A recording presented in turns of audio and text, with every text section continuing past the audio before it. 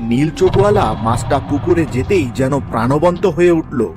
হা হা হা, এবার আমায় কে ধরবে? এখন থেকে এই পুকুরটাই হবে আমার নতুন আস্তানা। আমি হব এই পুকুরের রাজা, আর বাকিরা সবাই আমার প্রজা। হা হা হা হা হা। দানবাকৃতির মাছটাকে দেখে পুকুরের অন্য মাছেরা কিছুটা ভয় পেয়ে গেল। এ কি এমন অদ্ভুত মাছ কোথা থেকে এলো আমাদের পুকুরে?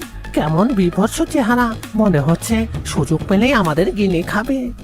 ঠিক বলেছো, এতদিন তো আমরা ডাঙ্গার মানুষদের ভয় পেয়েছি, এবার তো মনে হচ্ছে পুকুরেই আমাদের শত্রু আছে। কে কে এমন ফেস ফেস করে কথা বলছে? কার এত বড় সাহস? সামনে আয়, সামনে আয় বলছি। একবার ধরতে পারলে অমনি গিলে খাবো। এরপর থেকে সে এক এক করে মাছ ধরে খেতে লাগলো, আর তার আকার বড় হতে লাগলো। দেখতে দেখতে কয়েকদিনের মধ্যেই সে পুকুরের সব মাছ খেয়ে শেষ করে ফেললো এবং তার আকার দানবের মতো হয়ে গেল। কিন্তু তার খাওয়ার জন্য পুকুরে আর কোনো মাছ অবশিষ্ট ছিল না, তাই সে ক্ষুধায় পাগল হয়ে উঠল।